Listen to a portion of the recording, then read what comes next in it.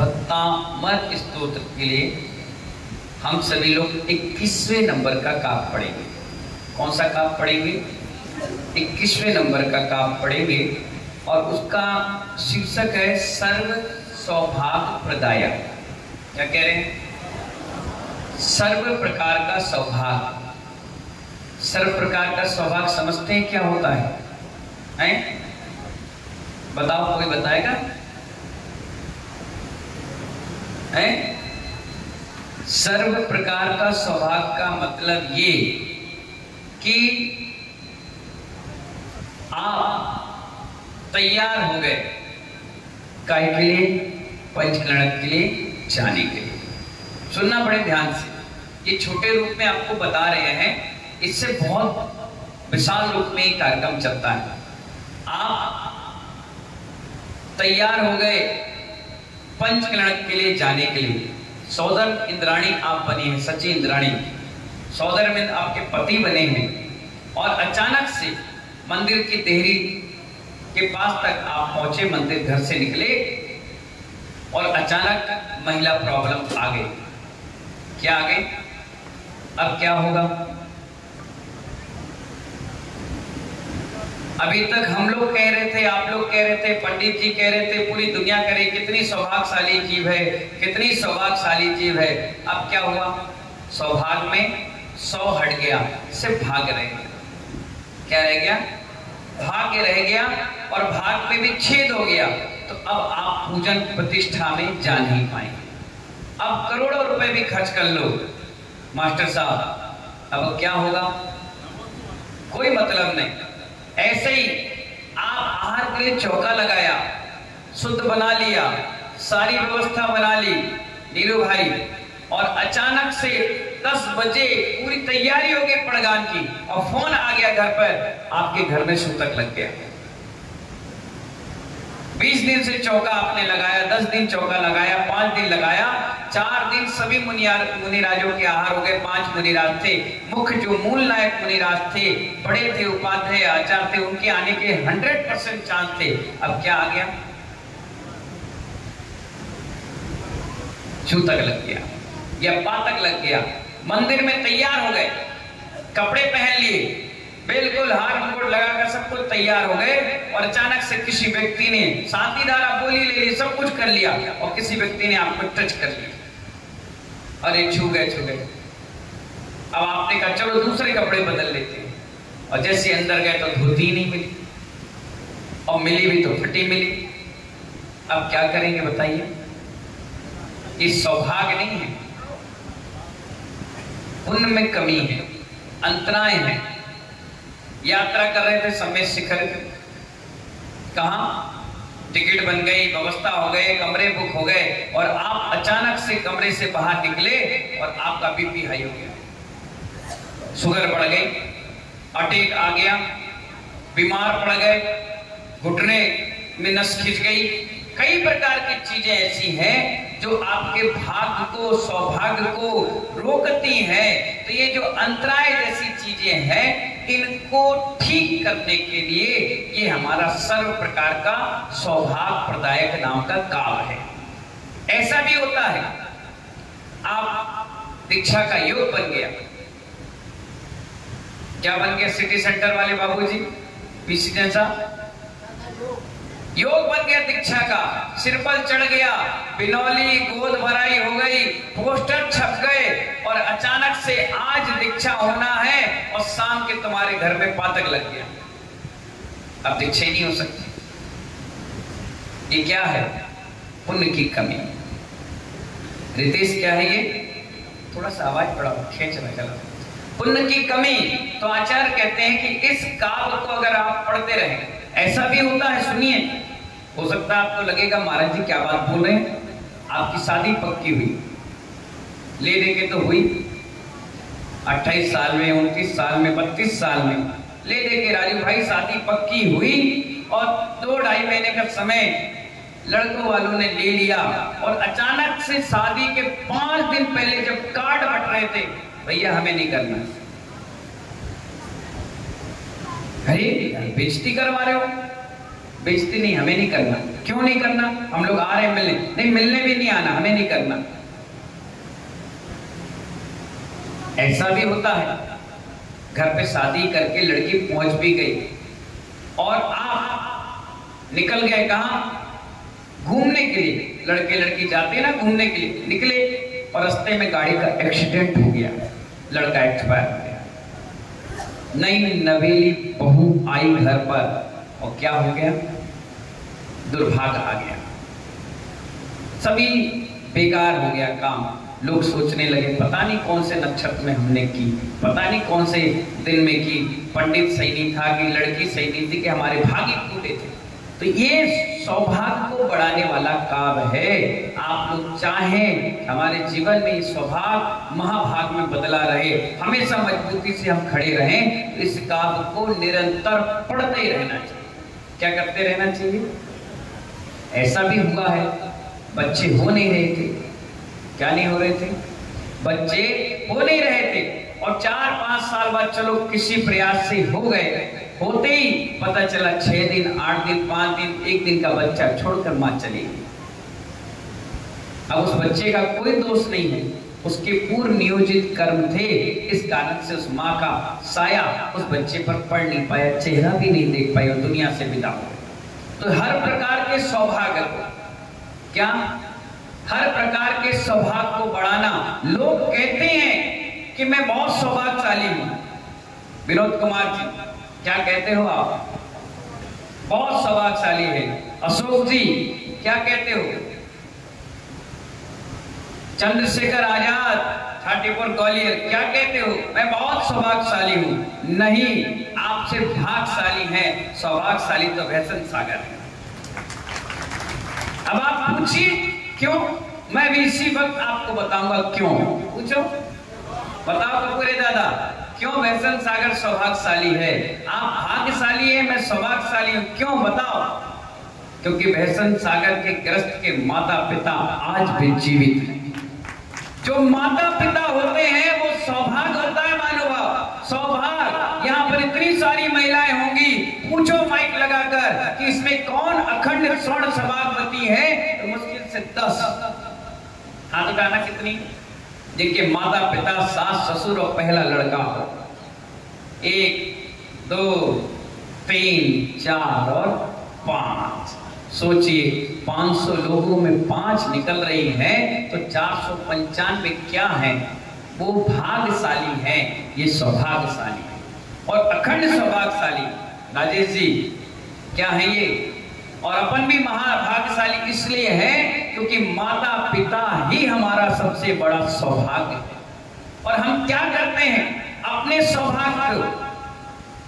सौभाग्य को बोझ समझते हैं, जबकि माता पिता सबसे बड़े सौभाग्यशाली होते हैं। उन्होंने आपको जन्म दिया महानुभाव, और इसीलिए शास्त्र में लिख दिया गया जो सौभाग्यवती होंगी वही इस प्रोग्राम का पहला अनुष्ठान की शुरुआत करेंगी। क्या करेंगी? पहली शुरुआत वो करेंगी। उसके शरीर से निकलने वाली ऊर्जा, उसके अंदर से प्रसन्नता उस कार्यक्रम में चांद लगा दे। अब महाराज से पूछोगे कि आपके माता पिता, एक अफसोस के शब्द निकलेंगे, नहीं इस दुनिया में वो नहीं है। किसी से पूछो आपका पति, नहीं है। आपके ससुर नहीं है, सास नहीं है, माँ नहीं है, पिताजी नहीं है। कितना बड़ा दुर्भाग्य है आपका कि इतने सारे लोग तुम्हारे साथ जुड़े थे, वो समय से पहले तुम्हारा साथ छोड़कर चले गए। I am prouded. हम सौभाग्यशाली है कि हमारे गुरु भी हैं, हमारे प्रेरणा गुरु भी हैं, और जिसने शरीर को जन्म दिया वो माँ और पिता भी जीवित हैं। खुशी और आनंद के क्षण है। और आज अगर हमारे गुरु ना हो तो हम क्या कहेंगे? गुरु जी नहीं है, प्रेरणा नहीं है, माता पिता नहीं है। एक अफसोस रहता है। इसलिए ऐसे लोगों से कोई कार्य की शुरुआत नहीं की जाती, उन लोगों से कराई जाती है जिनके माता पिता, सास ससुर और पहला लड़का सौभाग्यवती होती है। आज कभी कभी जब वो माता पिता का चेहरा याद आता है तो आंखों से आंसू गिरने लगते हैं। अफसोस होता है, काश ये आंसू उस समय गिरा लेते जब तुम उनको वृद्धाश्रम में भेज रहे थे, जिन जिन के माता पिता वृद्धाश्रम का चेहरा देखते हैं ना, मैं उन लोगों से कभी आहार नहीं लेता। कई लोग मुझसे कहते हैं कि आपने मुझसे आहार क्यों नहीं लिया? मैंने कहा तुम्हें जिंदगी भर का सूतक है। बोले क्यों? बोले एक बार मरने के बाद 12 दिन का सूतक लगता है, लेकिन तुमने अपने माँ बाप को मरने के लिए जीते जी छोड़ दिया, इसलिए ना तुम सौदागर बन सकते और ना मैं तुमसे आहार ले सकता। क्यों? क्योंकि तुम ऐसे दुर्भाग्यशाली हो जो घर पे आई हुई भाग लक्ष्मी है उसे लात मार कर ठुकरा देते, इसलिए आप आहार के लायक इंसान नहीं है, आप नहीं दे सकते। या तो अपने माँ बाप को वापस अपने घर पर लेकर आओ और या फिर उनकी सेवा में लग जाओ। इसलिए महानुभाव, जीवन में हमेशा ध्यान रखना, हमारे माता पिता सबसे बड़े सौभाग्य क्या है? सौभाग्य है। अब बात ये अलग है, उम्र से था 80 90 100 साल के थे, चले गए। मुझे याद है रायरू का पंचकड़ा, बेचारे वो प्रमोद जी मेला ग्राउंड वाले 80 90 साल के बुजुर्ग माता पिता हैं, उनको आज भी सेवा करते हैं, उठाते हैं, बैठाते हैं, खिलाते हैं, साफ सफाई करते हैं, उनकी पूरी रखवाली करते हैं। ऐसे लोगों को लक्ष्मी चरणों में डली रहती है। ऐसे लोग का स्वभाव हाथ में रहता है, जितना चाहो जैसा चाहो मिल जाता है। मानवा क्यों? क्योंकि उनका भाग नहीं है, सौभाग्य है। जब 100 लोगों का भाग एक साथ पल्लवित होता है तब हम कहते हैं ये सौभाग्य है। क्या है? सौभाग्य। इसलिए हमेशा इस चीज को ध्यान रखना, इस काव्य के साथ साथ अपने भाग्य को भी टटोलते रहना। एक कार्ड लेकर के एक माँ अपनी बिटिया के साथ दिल्ली में हमारे पास आई और कहने लगी, महाराज श्री आपके आशीर्वाद से आपके शिष्य का रिश्ता पक्का हो गया। मैंने कहा अच्छा, कहाँ हो गया? बोले फलानी जगह पे हो गया, बहुत ही अच्छा रिश्ता मिला। मैंने कहा बहुत अच्छा रिश्ता मिला, बहुत बढ़िया बात है। राजीव भाई समझ में आ रहा है? मैंने कहा ठीक। मैं अपनी स्वाध्याय में लग गया। उन्होंने 5 मिनट बाद फिर कहा, महाराज जी बहुत ही अच्छा रिश्ता मिला। मैंने कहा अच्छा ठीक है। मैं फिर अपने काम पे लग गया। उन्होंने कहा महाराज जी बहुत बहुत अच्छा रिश्ता मिला। मैंने कहा, मैं पुस्तक बंद किया, मैंने दीपू भाई कौन सा रिश्ता अच्छा मिला? भाई सबके रिश्ते अच्छे होते हैं, बुरे कौन से होते हैं?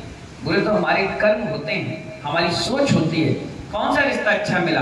महाराज श्री जिस घर में मेरी बिटिया जा रही है उसमें इनकी सास है ही नहीं।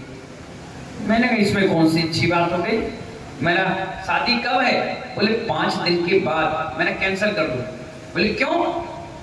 मैंने कहा तुम्हारी बिटिया बहू बनकर नहीं जा रही, रौताइन बनकर जा रही है।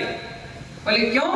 मैंने कहा उनके घर में कोई लड़की नहीं है, एक ही लड़का और एक ही पिताजी हैं। 1 साल पहले माँ एक्सपायर हो गई, अब रोटी बनाने वाली नहीं है, कपड़े धोने वाली नहीं है, घर की साफ सफाई करने वाली नहीं है, घर को देखने वाली नहीं है, झाड़ू पोछा वाली नहीं है। इसीलिए वो हैरान और परेशान होकर तुम्हारे यहाँ रिश्ता लेकर आए हैं कि कोई एक रौताइन हमारे घर पे दे दो। अब मालूम है जिस दिन पहले दिन पैर रखेगी बाप सबसे पहले खुश होगा, चलो आज होटल का खाना बंद हो गया, आज बर्तन मांजना बंद हो गया, आज ये सिस्टम थोड़ा चेंज हो गया। क्यों? क्योंकि वो सौभाग्यशाली नहीं है, वो भाग्यशाली है। क्या है वो? भाग इसलिए है कि शादी हुआ, पति है, ससुर मिल गए, लेकिन माँ रूपी गुरु तो नहीं मिली। कई ऐसे घर हैं जहाँ अकेली बहू है, माँ नहीं है, नंद नहीं है, भौजाई नहीं है, कोई नहीं है।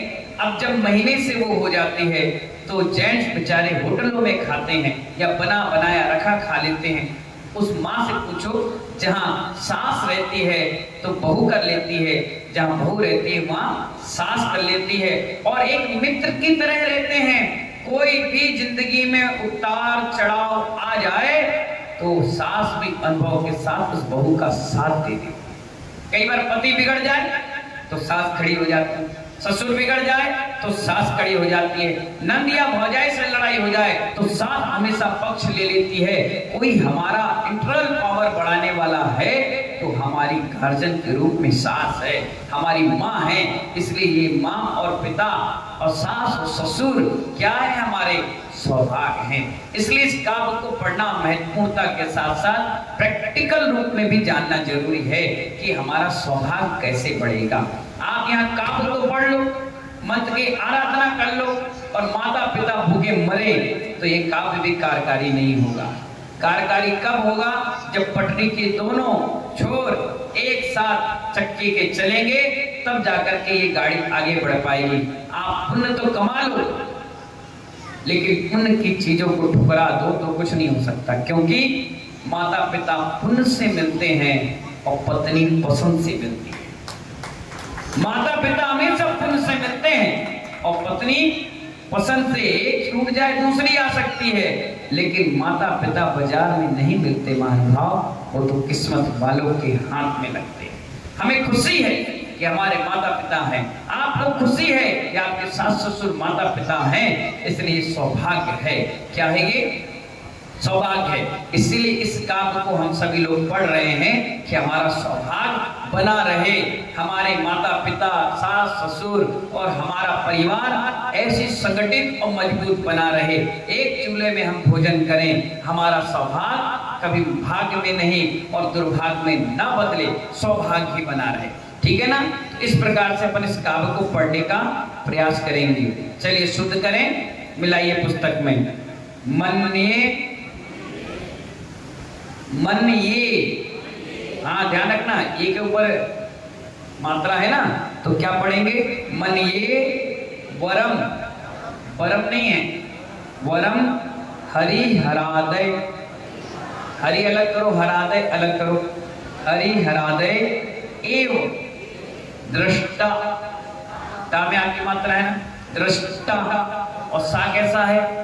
तालु सा है, तो ऊपर जीभ टकराना चाहिए, मुड़ना चाहिए। बोलिए दृष्टा, दृष्टेषु।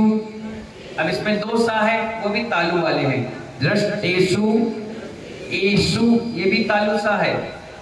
हृदयम त्वयि, तोष मेथी, मेथी नहीं है, नहीं तुम मेथी बोलना चालू करो, मेथी, मेथी, ती छोटा है ना, हाँ। दृष्टेषु एषु हृदयम त्वयि तोष मेथी, बोलो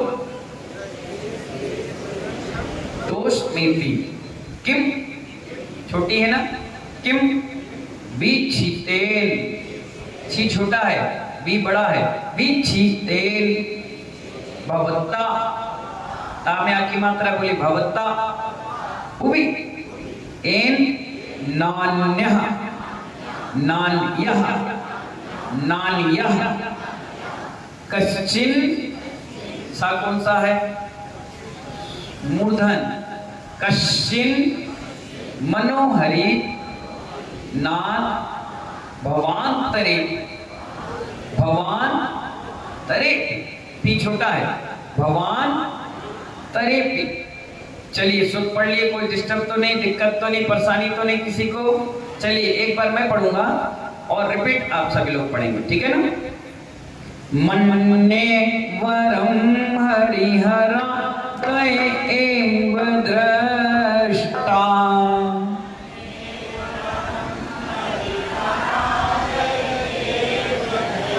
फिर से मन्ने वरम हरिहरा एव दृष्टा,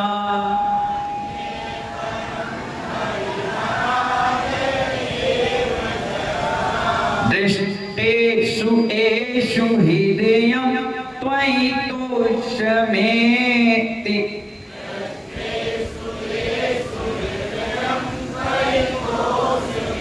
फिर से दृष्टेषु एषु हृदयं त्वयि तोषमेति।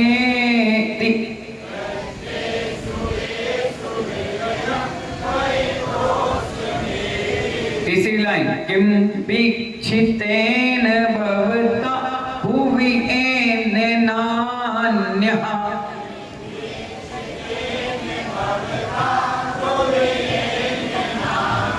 किम वीक्षितेन भवता भुवि येन नान्यः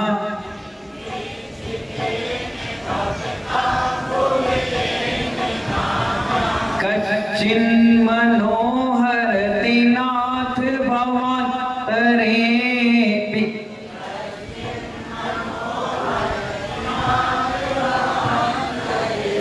कश्चिन्मनोहरति नाथ भवान्तरेऽपि।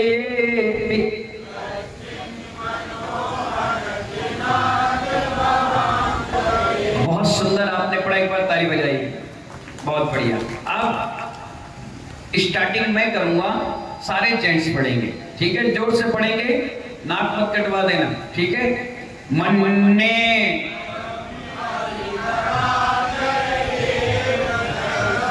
दृष्टेषु किं वीक्षितेन कश्चिन्। सारी महिलाएं मन्ने, आवाज नहीं आ रही, दृष्टेषु किम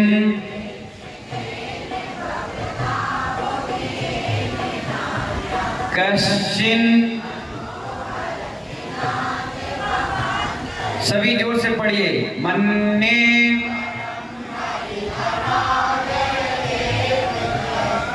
दृष्टेषु किम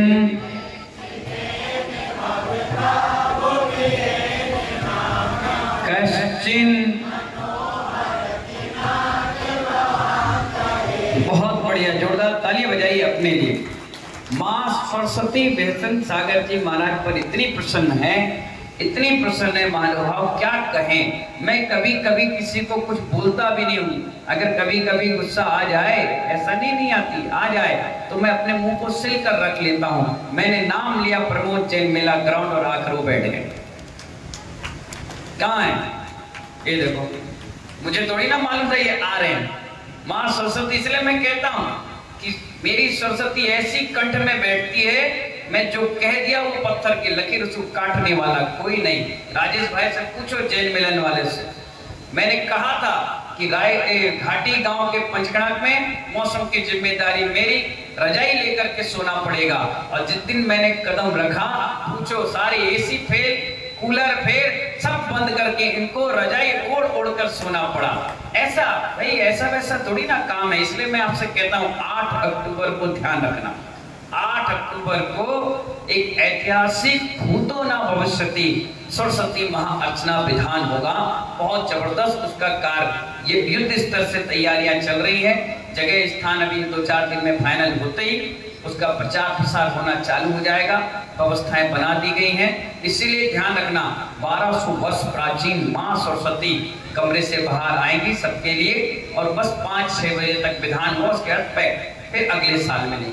इसलिए अपने अपने घर परिवार रिश्तेदार सबको बता करके कि 8 अक्टूबर रविवार को 28 साल बाद 5-5 योग एक साथ बैठ गए हैं। पंडित कहते हैं एक तिथि अच्छी बैठ जाए तो सही हो जाता है, नक्षत्र अच्छा हो जाए तो सही हो जाता है, दिन अच्छा हो जाए तो सही होता है, और मुनिराज मिल जाए तो और अच्छा, आपका मन बन जाए तो बहुत अच्छा। तो 5 योग एक साथ बैठ गए हैं, इसलिए वो दिन सोने पे सुहागा हो गया। 8 अक्टूबर रविवार का दिन है। अपने अपने मानसिक स्थिति बनाकर रखना, इस काबू को पढ़ते रहना कि हे प्रभु, वो 8 अक्टूबर का प्रोग्राम हम अपने सौभाग्य से देख ले, कर ले और सम्मिलित हो जाएं। नहीं तो दुर्भाग्य तो तुम्हारा पीछा छोड़ने वाला नहीं है। तुम रात के सो, पता चला सुबह दुनिया से चले गए, पता चले सुबह सोचकर सोए कि शाम के कर लेंगे, तक लग गया, पातक लग गया, हाथ पैर टूट फूट गए, बीमारी आ गई, पता नहीं कुछ हो जाए, ट्रेन लेट हो जाए, गाड़ी लेट हो जाए, कोई छू ले, कपड़े फट जाए, जल जाओ, पिट जाओ, पता नहीं कितने सारे दुर्भाग्य तुम्हारे साथ हैं। लेकिन इस दुर्भाग्य को भी सौभाग्य में बदलने के लिए काम है। ठीक है, चलिए आगे पढ़ते हैं अपन इस भावार्थ को। हे गणनाथ, कौन कह रहा है? आचार मांगतुम स्वामी जी मुनिराज कह रहे हैं, किससे? आदिनाथ भगवान से। गणनायक, एक गणनाथ। गणनाथ का मतलब ये होता है जो गणों के ईश्वर हैं। गण का मतलब होता है जैसे हम लोग मुनि हैं, मुनि को गण भी कहा जाता है। क्या कहा जाता है? गण। इसीलिए तो गणधर भगवान को गणेश भी कहा जाता है। क्या कहते हैं? हाँ, क्योंकि वो गणों के ईश हैं। और गणों के ईश जो हैं गणधर, उनके भी नाथ जो हैं उनको कहते हैं गणनाथ। क्या कहते हैं? हाँ, किसको? जो भी तीर्थंकर है उन्हें गणनाथ। लाखों मुनियों के पूजित कौन है? गणधर। और गणधर से भी पूजित कौन है? भगवान तीर्थंकर। ठीक है, आपके दर्शन कर लेने के बाद, किसके? तीर्थंकर भगवान के दर्शन कर लेने के बाद अनहरि हर देवादि के दर्शन करने से हृदय संतोष नहीं होता है। अभी आचार्य भगवान बता रहे थे ना, काय का, कि जो व्यक्ति मीठा पानी पीने की आदत पड़ जाए तो खारा पानी प्रेमचंद जी क्या लगता है? बेकार लगता है। अभी कोई व्यक्ति घर पे बढ़िया आरू का बिस्लरी का पानी पी रहा हो और अचानक कहीं चला जाए और उसे खारा पानी लगे तो बोले अरे यार यहाँ पानी नहीं है क्या? मजा नहीं आ रहा, प्यास नहीं बुझ रही, अजीब सा लग रहा है। तो ऐसे ही अजीब सा कब लगता है? जब हम पीतरागी प्रभु के दर्शन कर लें और अन कहीं हरिहरादय में गए और हमारा मन ना लगे तो समझ जाना हमारा दर्शन करना पावरफुल था, इसलिए हमारा कहीं मन नहीं लग रहा। अभी आप देखिए, सुबह होते ही 6:30 बजते ही लोगों का आंख खुलते ही, मुंह धोते हैं, तुरंत पहुंच जाते हैं क्रीम क्लास में। 9 बजते ही लोग सीधे आ जाते हैं भक्तांबर क्लास में। 3:30 बजते ही स्वाध्याय में आ जाते हैं। अब आप देखिए, एक क्लास सिर्फ हफ्ते में चलती है बच्चों की पाठशाला। शनिवार से बच्चे तैयार, कल पाठशाला में जाना। जो बच्चे पबजी और मारियो कॉन्ट्रा में थे वो अब पाठशाला में जा रहे हैं। इससे बड़ा आरोप में वर्षा होगा क्या होगा? अभी से कई बच्चे तो तैयार होकर क्लास में, मैं प्रश्न कर लेता हूं कभी कभी क्रीम क्लास में, तो बच्चे दोपहर के आके पिताजी से पूछते हैं, पापा क्या पढ़ाया था महाराज जी ने, बताओ। अरे समोषण के बारे में नहीं, पूरा बताओ। उन्हें कहा खादका भूमि, उपवन भूमि, भवन भूमि, कल्पवासी, भवन, नागेंद्र। अच्छा ठीक, शाम के मैं पूछूंगा तो बता देना। अब पिताजी तो याद कर लिए, साथ में उनका बच्चा भी याद कर लिया। पत्नी ने कहा तुम दोनों को गिफ्ट मिलती है, हमें नहीं मिलती, हमें बताओ क्या पढ़ के आए। उन्हें कहा दोपहर का स्वाध्याय तुम बताओ, सुबह का प्रवचन हम बताएंगे, शाम की गुरु भक्ति में तीनों बैठेंगे और तीनों किसी न किसी प्रकार से पुरस्कार पाएंगे। ये होता है ज्ञान अर्जन में वर्षाई। पूरी फैमिली क्या हो गई? पुण्यात्मा जीव हो गई कि कम से कम वर्षा योग में कुछ सीखने की जिज्ञासा की भावना तो बनी। इसी प्रकार महानुभाव, अगर एक बार कोई मीठा पानी का स्वाद ले ले, अब उसे खारा पानी पिलाओ तो उसके जीवा से नहीं उतरेगा, कंठ में नहीं उतरेगा। अगर जबरदस्ती आपने पिला भी दिया तो वॉमिटिंग कर देगा, पेट खराब कर देगा। इसी प्रकार कोई हमसे कहे कि इधर उधर मस्तक नवा दो, बिल्कुल नहीं, सर कटवा देंगे, मृत्यु दंड दे दो, कोई दिक्कत नहीं। लेकिन सिर्फ झुकेगा तो सिर्फ पीतरागी के अलावा कहीं नहीं, कोई सरागी नहीं। इस दुनिया में पीतरागी परमाणु के अलावा कोई परमाणु हमें झुका नहीं सकता। अगर कोई ये भी कहे कि करोड़ों रुपए देंगे, बोले करोड़ों रुपए कितने दिन सुख भोगूंगा? SBI कितने दिन सुख भोगोगे? महीने, 2 महीने, 4 महीने, साल, 2 साल, 10 साल। लेकिन एक बार मिथ्यात्व का नमस्कार करना हमारे भवों को नाश कर देगा। इसलिए कभी जीवन में ध्यान रखना, एक साधे सब सदे। दिनेश वकील साहब, क्या कहा मैंने? एक साधे सब सदे। अभय मोदी जी, सौदरमिन जी, एक साधे सब सदे, बस और कोई नहीं मुझे पसंद आता। बस एक गारंटेड कार्ड ICIC मार्का, बस, बाकी के हमें कोई मतलब नहीं है। क्योंकि 18 दोष जिसमें होते हैं वो कभी भगवान नहीं हो सकते। जिनके 18 दोष नहीं है वही हमारे लिए भगवान है। समझ गए ना? इसीलिए आचार्य भगवान कहते हैं आपके दर्शन कर लेने के बाद अन्न हरिहरा देवादिदेव के दर्शन करने से हृदय में संतोष नहीं होता, किंचित मन उनको देखने के लिए भी नहीं होता। वे आपके स्वरूप का ही आकर्षण है। ये आपके किसका आकर्षण है? स्वरूप का, जो आप नासात दृष्टि देखते हैं। शांति से बताइए, आचार्य समंत भक्त स्वामी महाराज का कितना बड़ा उदाहरण आया कि उनको राजा ने पकड़ लिया। किसने पकड़ लिया? पकड़ लिया और कहा कि इस पत्थर को नमस्कार करो। उन्होंने कहा बिल्कुल नहीं करेंगे, बिल्कुल नहीं करेंगे। बोले मृत्यु दे देंगे। बोले दे दो, फांसी पर टांग देंगे, दे दो, जेल में डाल देना, जो करना है सो कर लो, मैं इस पत्थर को नमस्कार नहीं करूंगा, क्योंकि रागी है, हम तो वीतरागी की पूजा करते, नहीं करेंगे, बिल्कुल नहीं करेंगे। उन्हें कहा फांसी पर टांग देंगे, टांग दो, कोई जरूरत नहीं, तो नहीं। उन्हें कहा चलो करो।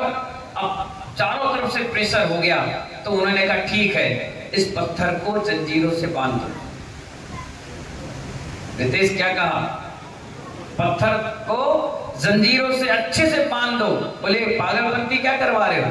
बोले बांध दो, ये पत्थर मेरा नमस्कार भी झेल नहीं पाएगा, बांधो। खूब अच्छे से बेड़ियों से बांध दिया।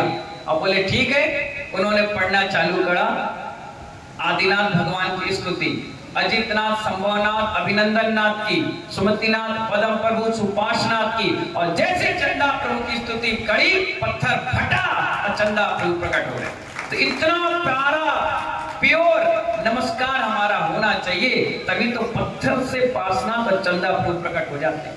अब तुमसे कोई कहे वो बाबा आए हैं, बहुत जोरदार चमत्कार दिखाते हैं, तुम अपने मंदिर छोड़कर वहां बैठे नजर आते, तुम्हें ये कहना चाहिए रेवती रानी की तरह कि कोई ढोंगी होगा। हमारे यहाँ 24 तीर्थंकर थे, हैं और रहेंगे। इस पंचम काल में जो अतिशय चमत्कार कहते हैं, वो अतिशय चमत्कार नहीं है, वो एक घटनाएं हैं। हुंडा अपसपड़ी काल के कारण ये घटनाएं घट रही है और ये घटती जाएंगी पूरे पंचम काल तक। लेकिन कोई कहे 25वें तीर्थंकर आ गए हैं, बिल्कुल नहीं। कोई कहे भगवान ही आ गए हैं, बिल्कुल नहीं। भगवान सिर्फ चतुर्थ काल में आते हैं। ये दृढ़ श्रद्धान आपको बनाना चाहिए। कभी 23 नहीं होते, कभी 25 नहीं होते, 24 थे, हैं और रहेंगे। और जो तीर्थंकर की व्यवस्था होती है वो और किसी भगवानों की नहीं होती। ये दृढ़ श्रद्धान भी आपको रखना पड़ेगा। और इस हिसाब से जब आप भगवान की आराधना भक्ति करें, तो इस पंचम काल में भी आपके घर में रखा पत्थर भी भगवान के रूप में पूजने लग जाएगा। लेकिन ये दृढ़ श्रद्धान तो रखो। श्रद्धान ही नहीं आपके अंदर, रत्ती भर श्रद्धान नहीं। कभी मंदिर में गए और तुम्हारा काम बन जाता है तो कहते ये मेरे भगवान हैं, और उसी मंदिर में जाते जाते तुम्हारे काम बिगड़ जाए तो कहते हैं भगवान तुमने क्या कर दिया, हे भगवान हमें उठा ले, हे भगवान एक दिन हमें मत दिखा। भगवान क्या तुम्हारे फालतू काम के लिए बैठा है कि तुम्हें उठाएगा? तुम्हारा पति तो तुम्हें उठा नहीं पा रहा, भगवान क्या उठाएंगे? उठाओ एक बार, रानी उठा के दिखाना गोदी।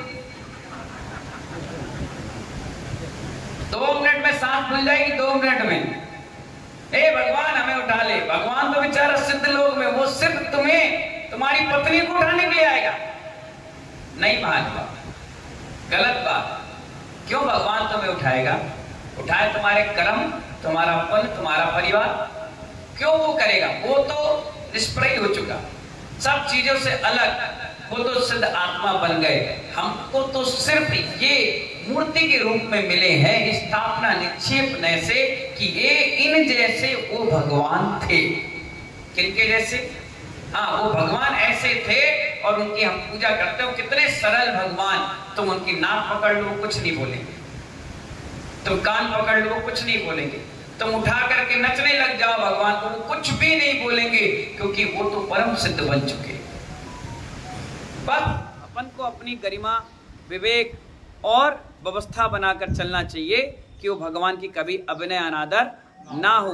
वो बहुत सरल हैं, सहज हैं, अनंत ज्ञान के धारी हैं, अनंत सुख के धारी हैं, अनंत वीर उनके अंदर है, अनंत ज्ञान भरा हुआ है। वो सब कुछ देख रहे हैं, सब कुछ समझ रहे हैं, लेकिन क्या है, वो किसी से कुछ बोलते नहीं है, किसी से कोई लेना नहीं, किसी से कुछ देना नहीं, कोई मतलब नहीं। लोग कहते हैं भगवान कुछ बहुत कुछ देता है, बिल्कुल नहीं। ये मिथ्या मानता है कि भगवान बहुत कुछ देता है, नहीं देता। एक बात बताएं, आपके अंदर इतनी ताकत भी नहीं है कि तुम भगवान से कुछ मांग पाओ। मोदी जी तुम्हें अगर मिल जाए तो क्या मांगोगे तुम? मोदी जी फट गई, चलो बस। क्या खींचा तुमने? क्या खींचा? बताओ भाई महाकाल, क्या खींचा तुमने? इतना बड़ा प्रधानमंत्री, पूरे राज्यों पर जिसका एक अंकुश चलता हो, जिसका नाम चलता हो, इस देश का जो प्रथम प्रधानमंत्री है, उसके साथ खिंचवाई तो क्या खिंचवाई तुमने? फोटो। अरे कहते नौकरी लग जाए, कहते विधायक सांसद बन जाए, कहते कुछ व्यवस्था हो जाए, सड़क बन जाए, पानी की व्यवस्था हो जाए, बिजली आ जाए, कुछ हमारे यहाँ सामुदायिक भवन बन जाए, हॉस्पिटल, इंजीनियर, कॉलेज, वो तो 1 मिनट साइन करे काम हो जाए। लेकिन तुमने खिंचवाई तो क्या? 5 साल के बाद मोदी जी बदल गए, फिर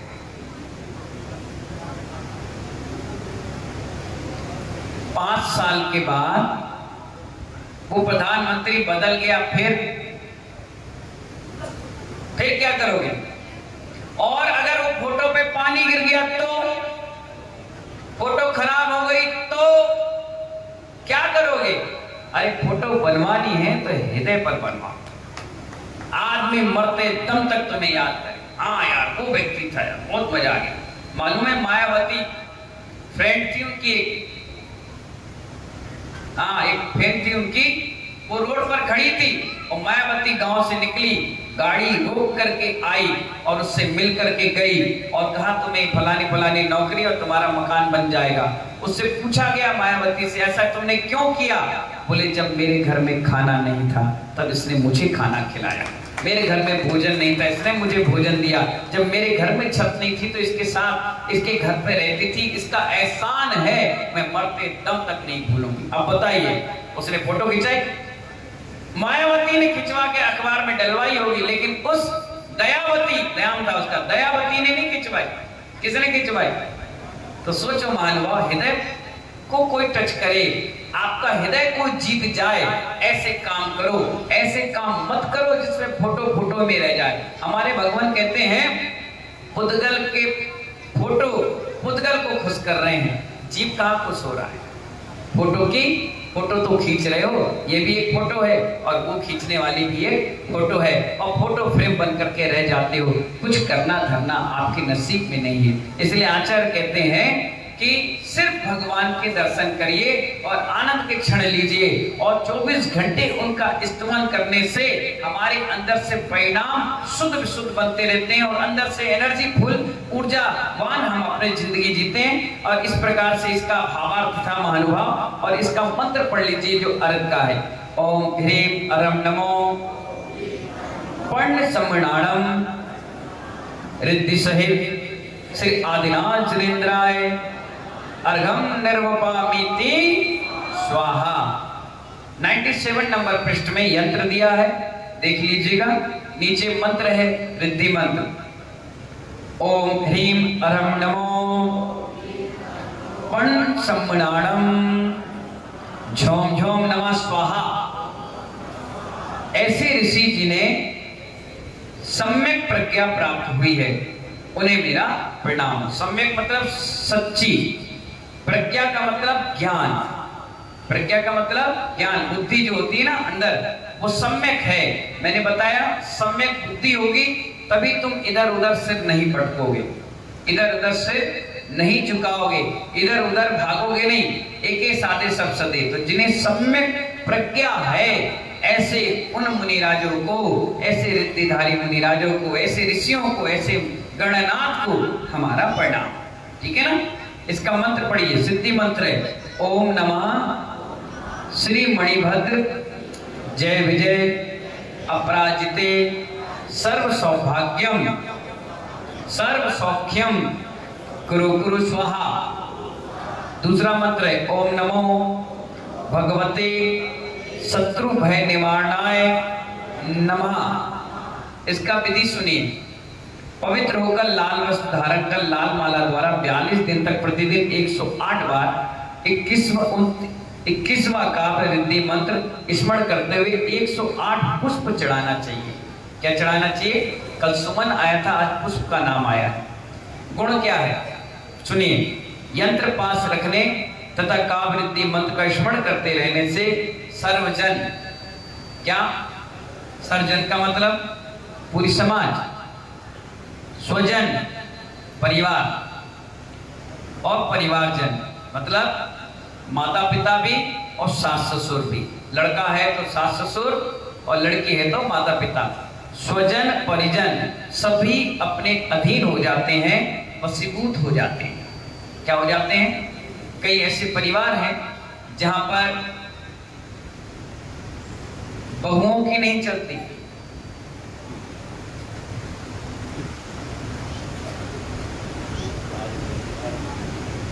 पड़ोसी चलती। पड़ोसी जो सलाह देगा वो घर में मान होगा। कई ऐसे हैं बहू मां से सलाह लेके आती है, तब घर में द्वंद्व होता है और सिस्टम बनता है। कई ऐसे परिवार हैं जहां पर मामा की चलती है, जीजा की चलती है, नंदों की चलती है, दोस्तों की चलती है, तो महानुभा उसमें किसी घर में नहीं किसी की चलती है। अगर ऐसा व्यक्ति घर का मुखिया है तो सुनिए, एक काम कर लेना। 4 दिशाएं होती हैं, उत्तर, दक्षिण, बोलो, पूरब, पश्चिम। जो पश्चिम और दक्षिण का कोना होता है, नहीं, पूरब और उत्तर, हाँ, दक्षिण और पश्चिम का कोना होता है जिसे आप नैऋत्य कोण कहते हैं। क्या कहते हैं? नैऋत्य कोण कहते हैं शायद। उत्तर, पूरब, ईशान, नैऋत्य। हाँ, दक्षिण और पश्चिम का कोना उसे कहते हैं नैऋत्य कोण। क्या कहते हैं? नैऋत्य। नैऋत्य कोण होता है स्वामी कक्ष। क्या कहते हैं इसको? जो उस घर का स्वामी होगा वो उस कक्ष में अगर बैठेगा, उठेगा और क्रियाकलाप करेगा तो उस घर में चाहे कितना भी व्यक्ति बैठा हो, जो वो कहेगा वो होगा। क्या कहा मैंने? आप सोच में पड़ गए, तुरंत आपको घर दिखने लगा। हाँ, सास को दिख रहा है, बहू बैठती तभी उसकी चलती। बहू को सास दिख गई, यहाँ सास लेटती उसकी चलती। और सास बहू को दिख रहा हमारा नाती सोता, इसलिए वो जो कहता वो होता। और सब लोग देख रहे हैं कि हमारे अतिथि आके सोते हैं तो वायु कोण नैऋत्य कोण में से जो अतिथि कहते हैं वो चीज बनानी पड़ती है, वैसे सम्मान करना पड़ता है। नहीं नहीं नहीं नहीं, तुरंत दिमाग दौड़ने लगा। नहीं, नैऋत्य कोण में बैठना चाहिए, नैऋत्य कोण में सोना चाहिए। और नैऋत्य कोण में हर क्रियाकलाप अगर घर का मालिक करता है तो उसकी चलती है। अब नैऋत्य कोण है, अगर आपने एम्प्लॉय के लिए वो कमरा बना दिया तो उस मकान में या दुकान में जो नौकर चाहेगा वो मालिक को करना पड़ेगा। वो जगह का प्रभाव है। अगर आपने मकान बनाया और लड़के के लिए रूम बना दिया नैऋत्य कोण में कि लड़का वहां रहेगा करेगा, तो एक कमरा उस मकान के पिताजी, जो पिताजी हैं, माँ हैं, वो भी एक कमरा ऊपर बना लेंगे। अगर लड़का सो रहा है और माता पिता इधर सो रहे हैं तो उस घर में सिर्फ लड़के की चलेगी, माता पिता की कोई वैल्यू नहीं। नाती पोता नंद भौजाई सो रही हैं, उनकी चलेगी। जो भी घर का व्यक्ति उसमें सोएगा उसी की चलेगी। मैंने भी नैऋत्य कोण का कमरा ले रखा है। मैं जानता था डबरा के लोग चलाते ज्यादा हैं, तो मैं पहले ही आया, जबकि मैं संस्कार वाटिका में कभी आया नहीं।